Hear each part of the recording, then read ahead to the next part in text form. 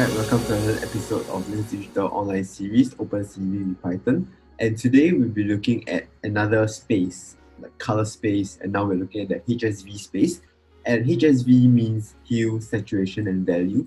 So these are three variables that we'll be manipulating and tinkering around in order to get a certain shade or certain color that we want on an image. Right, so first we'll start off with our basic frame code over here. And today we'll be using a little bit of what we have done in a previous session on track bars and integrating it with HSV today. So let's dive into the code. So what we have here is, from previous session, what we did was the frame and just applying colors on it. But for HSV values, we have to convert this frame into a HSV frame first. So let's just go ahead and use this line, HSV frame over here equals to, use the method called convert color, and then we'll pass in the frame. We'll pass in this method called cv2.color underscore bgr to HSV. So this is a method in the cv2 library that it changes the BGR frame into a HSV frame. Alright, so after that, we will also put in the values that we got previously from the track bars. So we'll call this hue, set, val. So just a short form for it. But here we have to copy identically. So let's just do this over HSV track bar. So we just do all these small edits here. And now we'll move on to masking the image. Right, so we'll look at how we can put on the HSV mask. So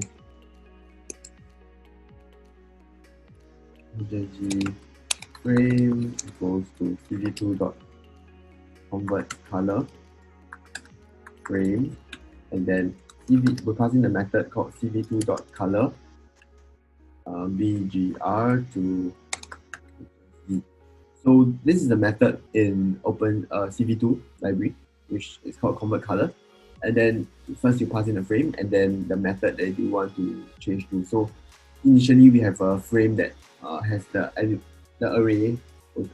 Each pixel has the array of blue as the first element, green as second, third is red. But now we want to change it to HSV. So the first element becomes H, second becomes S, and third becomes V. So it's the internal computation of all these numbers, but the frame will look different. So let's have a look at how the frame looks like now. So we do cv2.imShow, and then we will call it the HSV frame, and then we'll pass in we'll show the HSV frame, right? So like this, and let's go and print it out. So yes, so this is how the HSV frame will look like. So you can see the colors are all very different, and that's because the elements, all these are imaged in HSV domain. So it looks different, and it's also very good for image processing, as we will discover later on. So we'll be using this quite a bit later. So now we'll put in our track bars. Alright, so now we'll be creating something called we'll put this inside actually. Let's take this line, let's put it in the loop itself, if successful loop. There's no difference actually, but let's put it in.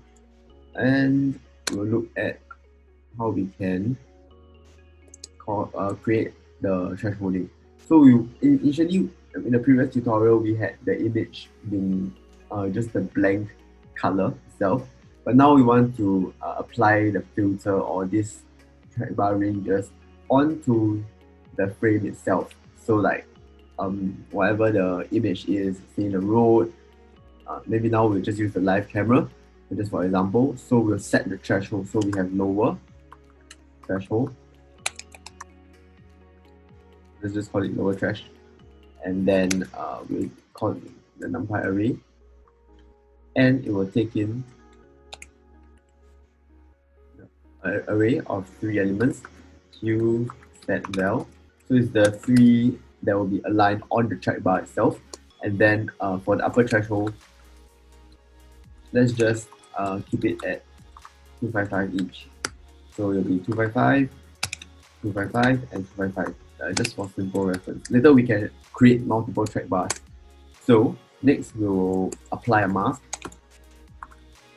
on the frame, and then we'll call CV2 dot in range. So this method will take in 3 arguments. First will be the frame that we want to apply it on. Second will be the lower bound threshold. Remember, it's the lower bound. And then the third is the upper bound. So it will do the processing for us. Let's go like this. Okay, so I made an error in this. There's no array. We just pass in 3 variables. And let's take a look at how it looks like. Alright, so you can see this the frame, and then as we set the hue saturation value, it will mask out according to what it's within the range. So this is just a black and white because it's using the mask filter. But what we can do is we will add another right, so as we play around with this, we can see that given different combinations of HSV, different parts of the image actually appears. If I want to mask out a certain part of a face or something we'll use for cascading later, this is how you can mask it out. And that's later we'll take a look at how it can be masked on ropes also. But for now, you can see like dark colors like my hair is appearing as white over here. So white means that it is accepted within the range of HSV values. So we push it all the way to the max, you get nothing. Right, so we push it down. You can just play around with the different variables on track bar. So when hue is at the maximum, you see there's nothing that appears. And let's look at how we can image it onto the original frame instead. So let's close this. Alright, so now we'll look at something that we can use to show what color is being detected. So currently it just shows as binary, like black and white. Alright, so if we want to image the frame on the actual image itself, which is the frame that we see currently, which is in the BGR format, what we can do is we use another called mask on frame. We just call this another argument, another frame called mask on frame, and we'll use the CV2 method called CV2.bitwise. And so we will, for this, we'll pass in the frame twice, and we will apply the mask. We use mask. Remember to put mask equals to, and then we call it mask frame. So after passing this in, we can look at how we will observe the masking on the actual image instead of the HSV space where it's just binary black and white.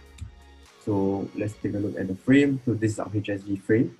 Currently, everything's being displayed. So we pull out our track bars, push back this, and let's just change the hue a bit. Or we can look at this. So this filters out a lot of the background in my face, and just play around with them, and you will get certain images. So if you're looking for a certain shade of green, or maybe look at a higher hue,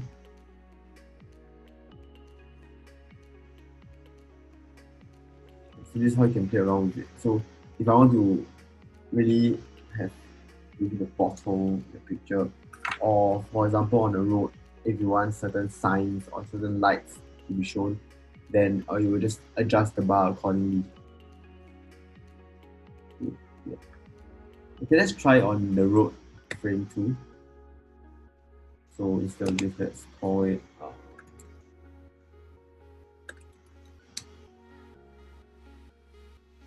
road clip.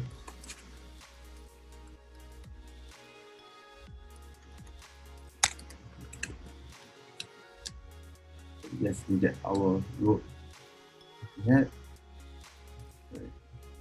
Let's check our back is hiding behind. So let's push the frame back to the main area, and then let's adjust HSV values. Right, look at this, look at this.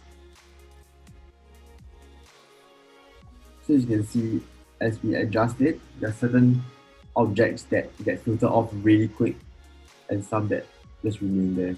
So if you want to look at, to isolate the lights on the street, for example, the green light of the traffic light, This is one way in which you can do it. So then you can see the part that is illuminated by the green light and the green light itself appear given this HSV values.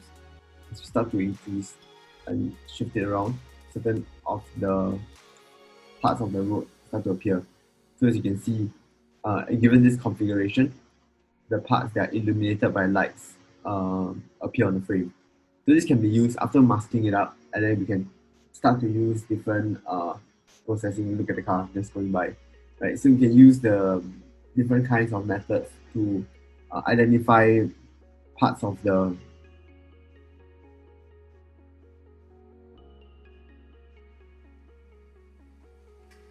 So you can see one thing that's common. So you can see one thing that is happening when we make the threshold, maximum threshold. So one thing you can observe when we make the maximum threshold to be 255 for every of the variable is that the illuminated parts are the ones that are not getting masked off. So this can be used in when we are trying to detect cars at night or maybe traffic lights. We can use this configuration, but definitely we can switch it around and get different things. So you can see like the guy walking, this individual walking across the road, to get masked off. Later maybe we can look at how it will look like at the zebra crossing. Right, so as the whole zebra crossing just consumed out. So we can use this to even detect road lines, but maybe not because, okay, you can see even the road lines, lane lines are detected here. It really depends on what we want to get out of the image, and we can use all these filters that we have been learning and exposed to so far to permutate and try to see what's best to identify a certain object on the road. So that's it for today's session. If you're looking for the code, you can find it in the description below, and see you next time.